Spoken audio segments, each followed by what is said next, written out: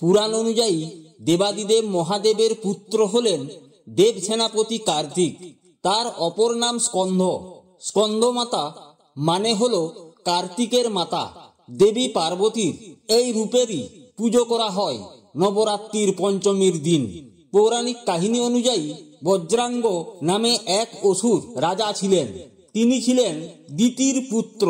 দেবতাদের রাজা ইন্দ্রকে বজ্রাঙ্গ সিংহাসনচ্যুত করে বন্দী করেন। দেবতাদের প্রতি বজ্রাঙ্গের এই রোষ আসলে ছিল তার প্রতিশোধ।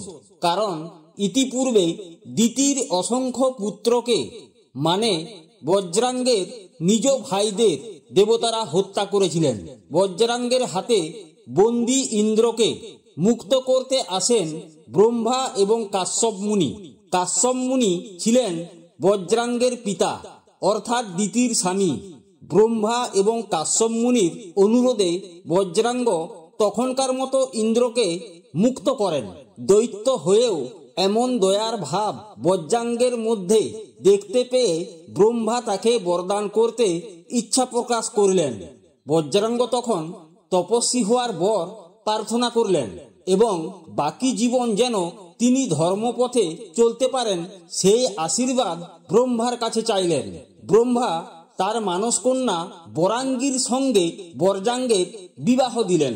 বজ্রাঙ্গ এবং বরাঙ্গী বনের মধ্যে কুটির বানিয়ে ধর্মকর্ম করতে লাগলেন। বজ্রাঙ্গ তপস্যায় রত থাকতেন এবং বরাঙ্গী গৃহকর্ম সম্পাদন করতেন। একদিন দেবরাজ ইন্দ্র ওই কুটিরের পাশ দিয়ে যেতে যেতে বরাঙ্গীকে দেখতে পেয়ে পুরানো অপমানের বদলা নিতে চাইলেন। কখনো বানর সেজে, কখনো ভেড়া বা কখনো সাপ হয়ে কুটির লণ্ডভণ্ড করতে লাগলেন। ক্রন্দনরত অবস্থায় বরাঙ্গী তার স্বামী বজ্রাঙ্গকে এইসব বিষয়ে বললে বজ্রাঙ্গ ব্রহ্মাকে স্মরণ করলেন। ব্রহ্মা প্রকট হয়ে বর দিতে চাইলে বজ্রাঙ্গ বললেন, আমাকে এমন পুত্র দিন যে দেবতাদের উপর অত্যাচার করতে সমর্থ হবে। ব্রহ্মা বজ্রাঙ্গের মনোমতো বরদান করলেন। বরাঙ্গীর গর্ভে জন্ম হলো তারক নামের অসুরের। পরবর্তীতে তারকাসুরের উপর ব্রহ্মার বরদান ছিল যে একমাত্র শিবের বালক পুত্র ছাড়া কারো হাতে তিনি নিহত হবেন না।